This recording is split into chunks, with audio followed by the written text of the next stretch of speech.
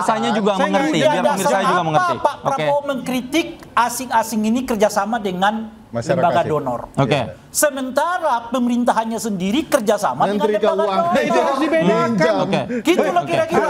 Kalau dia mengajarkan anti asing kita, membuktikan dong. Danantara ada orang asingnya. Tapi negara kan kerjasama, government to government. Itu salah nggak? Ya, negara itu sekarang nggak boleh. Masyarakat internasional bekerja sama dengan masyarakat Indonesia. G2G, sekarang pertanyaan saya, G2G boleh atau tidak? Ya boleh. Boleh kan? Asal menguntungkan negara kita. Boleh atau tidak? Pertanyaan saya boleh atau tidak dulu? Boleh kan sekarang? Sekarang masalahnya. Koneknya di mana diskusi yang kayak begitu? Anda juga sering kemana-mana. Itu maksudnya. Kalau beliau mengatakan gerakan Indonesia Galap itu dinilai asing sesuai dengan topik yang kita bicarakan. Ya kapan-kapan kalau Anda jangan ngomong kemana-mana ya konteksnya ya. Saya jangan Pak Prabowo mengatakan dirinya. David, saya cuma pengen sampaikan, jangankan asing, ya kan? Jangankan asing, raja-raja kecil di Indonesia ini yang tidak nyaman dengan itu. Bapak, sayang sekali waktu. Saya tadi bertanya kan kepada Bung Hendar Sam, tadi Bung Rey mengatakan ada menteri-menteri yang terindikasi pro asing. Nah, Pak Prabowo sebenarnya sadar nggak sih bagaimana menteri itu bekerja, bagaimana capaian-capaiannya juga terlaksana dan lain sebagainya? Ya, sepertinya ada salah persepsi tentang apa yang dikatakan frasa tentang anti asing segala macam itu. Filosofi dari Presiden Prabowo dan pemerintahan di ke depan ini adalah negara yang tidak berpihak kepada siapa-siapa, dia non-blok. Jadi dia dapat bekerja sama dengan siapa aja, ya kan? Apa yang dimaksud dia dengan dia tidak pro asing tidak seperti itu juga, ya kan? Bahwa makanya saya harus kasih buku Paradoks Indonesia kepada Bang Rey, jadi Bang Rey bisa tahu bahwa seperti apa. Bahwa begini ya, Indonesia ini negara-negara luar itu, ya kan? Saya kasih tahu ya, pada satu titik dan satu fase, dia akan lebih mementingkan kepentingan negaranya sendiri pada kepentingan negara kita. Jadi kita itu tidak boleh, ya kan? Tidak boleh terlalu naif dengan itu. Itu yang dia maksudkan, ya kan? Jadi kita contoh, dia ambil contoh pada saat kita pengen impor beras dari Thailand, ya kan? Thailand nggak mau kasih karena dia butuh untuk negara mereka, mengerti negara mereka. Mindset itu yang beliau pakai, bahwa kita harus berdikari, berdiri di atas kaki sendiri. Karena apa? Negara lain itu nggak ini kok apa namanya itu sama kita. Dia cuma kepentingan saja. Tapi kita juga akan butuh negara itu di beberapa sektor tertentu. Ya kan, di beberapa fase-fase tertentu, momen-momen tertentu. Nggak bisa juga kita hidup sendiri kan seperti itu. Jadi itu merupakan logical fallacy dan cara berpikir yang salah ya, terhadap pemerintahan. Jadi bukannya kita anti asing semua, nggak boleh kita kerjasama.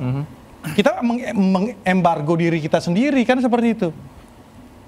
Jadi ini bukan seperti itu kan. Nah, itu pikiran yang sudah dikembangkan oleh Pak Karno dari dahulu. Ya betul, ini yang sedang dikembangkan. Jadi sebetulnya Rey Rangkuti tolong dicabut tentang masalah anti-asing, antek-asing itu. Ya, tapi saya punya bukti soal itu. Tidak konsistennya pernyataan Presiden Prabowo dan kontradiksi satu sama lain. Satu poin itu oke, that's good point. Tetapi jangan lupa poin Pak Prabowo yang menuduh masyarakat sipil sebagai antek-antek asing, saya bisa jelaskan. Menerima dana asing. Presiden lupa hutang Indonesia dari asing semua. Gitu. Bahkan hutang di zaman Presiden Prabowo juga dari negara-negara asing. Jadi cara berpikir yang kontradiksi. Cara berpikir general seperti itu yang salah juga. Ini tidak menjerahkan. Enggak seperti itu. Presiden menuding, tetapi cara berpikir salah. Hutang kita pada negara asing, ya kan? Term and conditionnya jelas berbeda. Iya kan? Tidak boleh merugikan negara kita sendiri. Indonesia itu yang terpaksa harus membayar kekayaan kemudian distorkan ke sana. Sekarang nggak bisa seperti itu. Masyarakat sipil tidak konsepnya kerjasama. Narasi seperti itu tidak bisa lagi dikatakan narasi presiden itu yang salah. Sekarang menjual kekayaan itu dari mana? Sekarang intinya Bung Hendar Sam, ya kan Anda katakan seperti itu. Intinya Bung Hendar Sam, kalau beliau mau ketat, pertanyaan saya, dari mana kerjasama di dalam pemerintahan Pak Prabowo dengan asing yang merugikan negara Indonesia. Iya makanya mana Bung Hendar Sam. Ya, Kalau merugikan belum, tapi menguntungkan juga tidak itu ya. Mana parameternya? Sekarang mana parameternya? Mana keuntungannya dijanjikan presiden? Anda sebutkan itu tadi. No. Ya belum boleh, tapi tidak menguntungkan. Anda boleh satu-satu bapak-bapak. Satu-satu bapak-bapak. Tapi jangan tuduh pemerintahan Pak Prabowo seperti itu. Satu-satu biar pemirsanya juga mengerti. Biar pemirsanya juga mengerti. Pak Prabowo mengkritik asing-asing ini kerjasama dengan lembaga donor. Oke. Sementara pemerintahannya sendiri kerjasama dengan lembaga donor. Itu harus dibedakan. Oke. Gitu loh kira-kira. Kalau dia mengajarkan anti asing kita, Danantara sih. buktikan dong. Danantara ada orang asingnya. Tapi negara kan kerjasama government to government. Itu salah nggak? Ya, negara itu sekarang nggak boleh. Masyarakat internasional bekerja sama dengan masyarakat Indonesia. G2G, sekarang pertanyaan saya, G2G boleh atau tidak? Ya boleh. Boleh kan? Asal menguntungkan negara kita, boleh atau tidak? Pertanyaan saya boleh atau tidak dulu? Boleh kan sekarang? Sekarang masalahnya. Oke, baik. Saya kasih kesempatan Bang Didi deh. Oke, baik. Bapak-bapak, biar pemirsanya ngerti. Bapak-bapak di stop dulu. Bapak-bapak, saya bisa jelaskan. Bapak-bapak di stop dulu. Bapak-bapak, Bung Rey, Pak Hendar, Bung Rey, biar pemirsanya juga mengerti. Saya kasih kesempatan.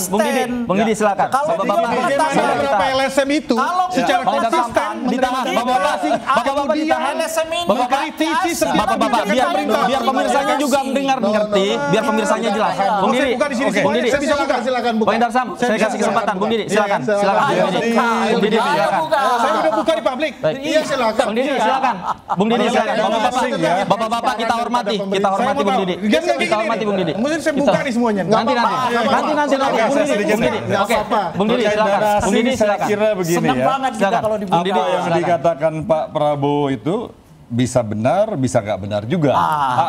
Harus diaudit juga. Kalau itu LSM memang tujuannya nggak benar, ingin mengacaukan Indonesia, ya tentu perlu diaudit juga, perlu dievaluasi. Iya, tapi ada LSM yang baik-baik ya. Saya kira mungkin Bung Ferry, Bung Rey. Tapi apa yang disampaikan Pak Prabowo kita harus kita lihat kalau sejarah Indonesia sejak kemerdekaan tidak terlepas juga peranan asing, ada yang baik, ada juga yang buruk juga.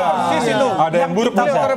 Tapi saya ingin mengatakan begini, saya kurang setuju ya tadi Bung Rey mengatakan perjalanan luar negeri yang kurang bermanfaat, saya kurang setuju ya.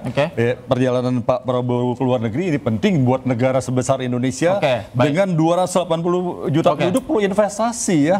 Justru perjalanan-perjalanan mungkin sebagian oknum di parlemen atau pemerintah lain yang tidak efektif menghabiskan anggaran negara perlu kita kritisi. Karena perjalanan Prabowo ini kita tunggu perjalanan dulu. Prabowo sebagai presiden government to government. Saya jelaskan satu, nggak usah jauh-jauh kita main ke asing ya. Ternyata seorang yang bernama Marcella Santoso, seorang koruptor yang ditangkap kemarin, beliau sudah mengakui bahwa dia mendanai gerakan koalisi Indonesia Gelap. Itu hal yang simpel aja. Sekarang udah masa itu percaya dengan keterangan koruptor negara ini. Orang itu keterangan dia gimana? Kalau dalam konsep agama sudah batal wudunya. Masa kemudian saya mau kasih tahu ini karena orang-orang berkopiah ya. Di dalam konsep kita, dalam hukum tata negara Islam saja, masalahnya kalau sudah 3 kali memberikan peringatan, Anda terpojok dengan itu atau tidak? Enggak, saya merasa tidak terpojok. Ngapain percaya dengan koruptor? Sekarang pertanyaan saya, TNI menyuarakan ini bekerja sama dengan informasi dari koruptor untuk menekan kemerdekaan publik menyampaikan hal itu lagi yang salah. Padahal ini fakta hukum. Padahal TNI bermain di perusahaan asing. Fakta hukum pengakuan dari seorang tersangka yang menyatakan ini akan dibongkar. Nanti lihat aja di persidangan. Akan dibongkar semuanya. Kelihatan siapa. Jangan-jangan ke teman-teman beliau juga. Ini kan begini. Oh jangan, ini harus dijawab. Ini harus dijawab. Negara sedang bermain dengan koruptor. Padahal kejahatannya di bidang yang lain, informasi disebarkan tidak bisa dipercaya. Harus dilihat. Orang yang kemudian kepercayaan hukum tidak ada kepadanya. Ketika pemerintah sedang melakukan penegakan hukum, ya kan, untuk memberantas koruptor, kemudian timbullah koalisi Indonesia Gelap. Anda harus lihat. Tapi tidak semua koalisi masyarakat sipil dong. Saya tidak merujuk pada beliau ya, walaupun dia mungkin masuk koalisi. Saya melihat bahwa apa? Banyak yang ingin ditampilkan bahwa Indonesia gelap karena banyak korupsi. Itu yang ingin ditampilkan. Padahal ketika pemberantasan korupsi itu dilakukan, Indonesia harus menjadi cerah. Moderator, kita bicara tentang apakah Pak Prabowo konsisten dengan sikap anti asingnya. Lalu Hendamsel masuk ke persoalan warga negara dengan warga negara.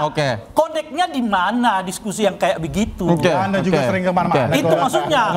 Kalau beliau mengatakan gerakan Indonesia Gelap itu dinilai asing sesuai dengan topik yang kita bicarakan. Ya kapan-kapan kalau Anda jangan ngomong kemana-mana ya konteksnya ya. Saya cuma Pak Prabowo mengatakan dirinya. Saya cuma pengen sampaikan, jangankan asing, jangankan asing, raja-raja kecil di Indonesia ini yang tidak nyaman dengan itu. Bapak, sayang sekali waktu kita sudah habis. Sayang sekali waktu kita sudah habis, pemirsa. Biarkan semuanya berdebat, semuanya menyampaikan pemikirannya, gagasan, meskipun tadi agak melebar temanya. Tapi ya Anda yang menilai, pemirsa. Saya Davi Pratama pamit. Terima kasih. Selamat malam. Sampai jumpa.